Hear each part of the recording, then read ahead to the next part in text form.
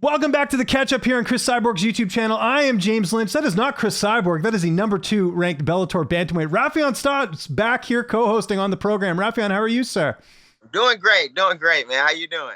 I am doing awesome. Had to get you back on here. Of course, Cris is traveling. She's in Brazil right now, but a lot going on with you. But before we get into everything that's going on with you and your career, we just had a really big UFC event on the weekend. We had Derrick getting the knockout. I know you're living in Texas now. What did you think of that big win? Man, that was awesome to see him. I mean, and then even here for him to talk about, like, you don't get a chance to see a black man knock out a cow very often. So, that was pretty satisfying to watch.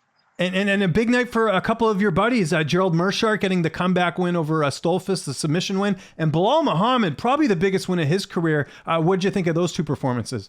For sure, man. And those guys, they put in a lot of work, I feel like, and it's just like paying off now. It's just like amazing, you know what I mean? Just to see our hard work, coming to the forefront and being able to show it off. Like, Belal is a hard worker. Gerald is a hard worker.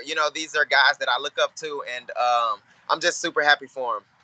Yeah, and I know obviously you're living in Texas now. I know you still keep in touch with those guys. Like, how cool is it for you to just be a part of that Roufusport gym and to see, you guys are all grinding at the same time, and now you guys are all sort of really on a roll right now. And Gerald too, 3-0 this year. Belal, big win. He's at top 5 now. I don't know if you saw the rankings today. Yeah, that must be cool for you. I'm freaking excited. I'm like, let's go, man. Yeah. I mean, both of them.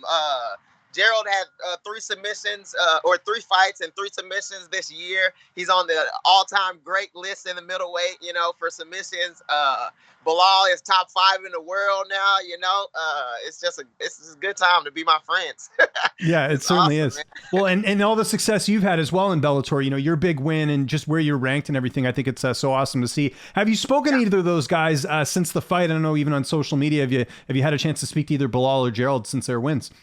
Yeah, I talked to Belal just on Instagram. He was just like, I was just like, man, I'm excited for you. He was like, yeah, man, our work is paying off. They're starting to, kind of figure out, that we're good, So I haven't talked to Gerald much besides like congratulations. He was like, thanks, man. You know what I mean?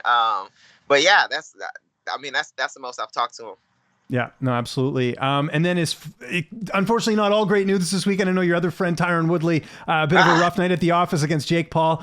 Just your thoughts on that. I know people were expecting, hoping that Woodley would get it done, but obviously Jake Paul hits like a truck. Like a truck, man. And before you said that, I tried to forget it. I tried to erase it out of my mind. But okay, so you must hate me right now. So you brought it back up. No, it is what it is. Tyron took the fight. He don't have any excuses. So, I commend Tyron. I look up to Tyron still. That's exactly right, man. The dude hits like a truck. Tyron made one mistake, and that's how it goes. I definitely I have more respect for Jake Paul. I'm forced to, but it's just, I don't know. It sucks, but it's a part of the game. He's proven he's putting in work and he's doing things he needs to do. So, I can't hate on him for that much longer. Let's talk about you and Bellator. It was a great year for you. We mentioned the win over Magomedov and also just, Bellator being on Showtime. How have things been for you compared to other years, just in terms of, the push that Bellator is getting from Showtime and this tournament that's coming up? Like, how have things been on your end? Because now we got rankings. Like, it must be pretty cool for you to be a part of this journey. Yeah, this is probably the sweetest part of my journey as a mixed martial artist. I had some like rough patches and some just times where I'm like, man, am I doing this, for long? But this is probably the sweetest part, and I feel like I'm still growing and training and my body feels good. I feel like I'm like in the prime of my career. It feels like it doesn't get a lot better than kind of, where I'm at now. So I'm just trying to enjoy it and relish in it and also keep grinding. And because I know I got guys, coming up underneath me that are going to be, in the same spot I was at a couple years ago and kind of grind themselves out of tough spots. So, it's pretty enjoyable for me now. And I'll tell you what's been enjoyable is me seeing all the posts on social media against the other bantamweights. I wanted to start first with the Juan Archuleta interview that he did, and you just sort of chopping up little bits of it. What was the feedback like? Because I think Askren retweeted that too. Like, it was pretty funny. Yeah, it was. I got a lot of feedback from that. I was just like poking at him before I knew the tournament was a thing. I just wanted to because I wanted to fight again before the tournament. Well, I thought I was gonna fight. Well, they told me I was gonna fight for the title after Horiguchi fought. And yeah, they thought I was gonna talk to the fighter, so I was just trying to fight in between. So I thought I'd just mess with Juan just to kind of poke at him to get him to bite or to talk crap back, to get a fight going. But yeah, I got a lot of feedback from a lot of people. Ben messaged me and was like, "Hey man, this is hilarious. This is gold or whatever." And I was like, "Yeah, thanks, man." Well, and the best part after that was that you got to see all those guys at the Bellator card when they were announcing the tournament, and you did that great video in the elevator where you're kind of just putting them on blast and stuff, like not in a bad way, but you're just kind of like, "Hey, look who's here." How was it? Y'all here? I finally caught up and looking for. I've been trying to find y'all. It was funny too because I was like, because we was on the elevator, we had seen each other, beforehand, and every time I see him, I say like what I say pretty much on social media, like, Juan, like, what's up, bro? You don't want to fight? Like, what's up? Like, what's going on or whatever? And so he explained, I guess, his side of the story. He says he knew about the tournament before me, and that was that or whatever. But also tell him like, hey man, I'm still like, if you want to fight, you know what I mean, the first round or whatever, like, let's go. And so I just kept seeing him, and then we just ended up on the same elevator. I don't know how that happened, but we ended up on the same elevator, and I was like, oh man, it's like tense in here. Like, man, I gotta record this. Let me. It was so cool. Let me record like what's going on or whatever. And yeah, and that's what happened. Well, how were they? Like it seemed, I saw Patchy Mix sort of break a smile there. It seemed like Patchy, they were he took off. Like at first he was like, yeah, whatever. Like I was like, yeah, I'm finna talk shit or whatever about both of y'all because I've been waiting to catch up with both of y'all or whatever before like I started videoing. And he was like, yeah. And then Juan was like, what's up? Like I don't give a fuck. Like what's up or whatever. Yeah. And so then I started recording, and then Juan was just like, "What's up?" And then Patchy like bolted. He like took off, like he didn't want any part of it or whatever. So it was whatever. And I imagine the feedback from that was good too, because I saw a lot of people again posting that clip too. It was pretty funny. Yeah, that I feel like that took off a little more than the chop up of Juan Archuleta. Which was funny. Yeah, no, you're getting the social media stuff down pat. It was really cool. I highly recommend just going to check that out if you can. You mentioned Sergio Pettis, obviously just an incredible win over Horiguchi. Like, got to be one of the best comeback wins in MMA history. Just your reaction to seeing that happen and the way he did it too, with that spinning back fist. Yeah, I lost my voice screaming because I was just like, "What?" Like, that was so amazing. You know what I mean?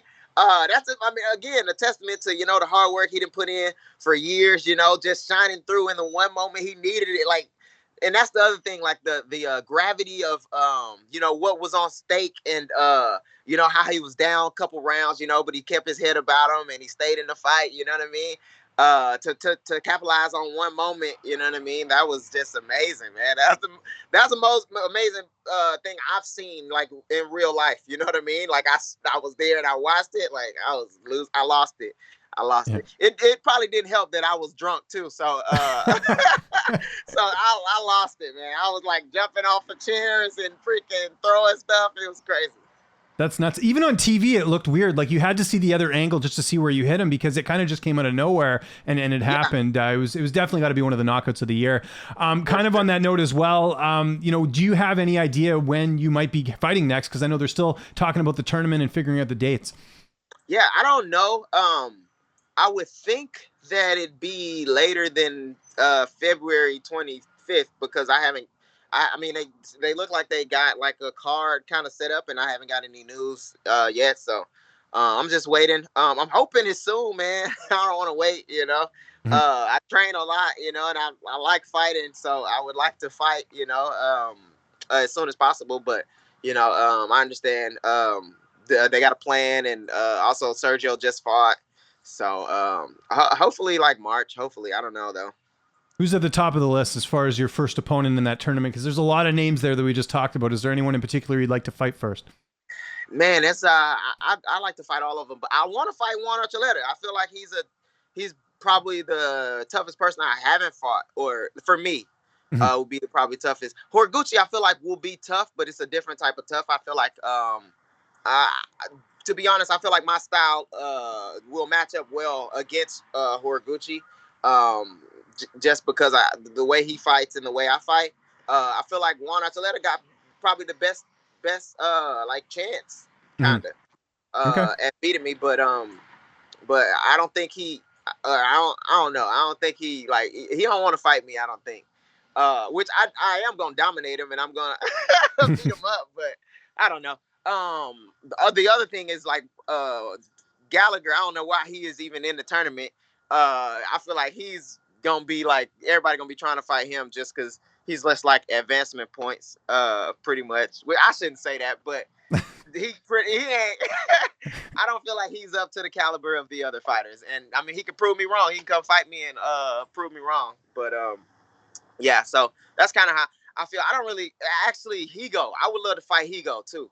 Mhm. Higo. He maybe if I can get Higo at some time first or second. Yeah. They're all good Yeah. options. I mean, there's so much talent in that tournament. I really am looking forward to it. Okay, two more quick questions. We got the holidays going on right now. Any plans to go and train with Corey Sandhagen again? I know that's something kind of you guys got to do this past year, and it seemed like it helped both of you. Yeah, I'm definitely training with Corey Sandhagen. If I gotta fly him or fly out to him or pay for whatever I gotta pay for, he every time I train with him, I gain and I learn new things. And he's like a amazing mixed martial. He's got an amazing mixed martial arts mind, and I feel like we both are kind of on the same wavelength when it comes to like how we train and approach training and stuff. So I would man, he's been he's been like a secret weapon for I feel like for me here lately. So yeah, I'm definitely so I'm pretty much waiting until I get like news of when I get like a date or something, and then I'm gonna Yeah. try to do maybe the first couple weeks of my camp or something like in with Corey if I can, if he doesn't have anything going on and stuff. And what are the plans for the holiday season? I know you're going to enjoy yourself a little bit. You got to. It's this time of year. What's on deck for the next week and a bit? We actually got my wife's family is coming down and we're gonna host Christmas. So we're gonna Nice. host Christmas at a house, which I feel like is like a big boy move. So we're gonna host Christmas here and everybody's gonna come down, enjoy this nice Texas weather and get away from the snow and yeah, have a good time. And I always have a good time talking to you, man. If I don't talk to you beforehand, Raufeon, have a great Christmas, holidays, everything else. If there's anyone you want to thank, any sponsors, any social media you want to plug before you get out of here, I'll give you the last word. Yeah, I would like to thank Perfect Sports. Good. All right, yeah, Perfect Sports. I was trying to show you that. And then my Corona, it's a wellness drink that I've been really enjoying. And they sent me like a 30-day supply of wellness drinks. And my or Fresh and Lean provides me with meals every day. So I got to thank them.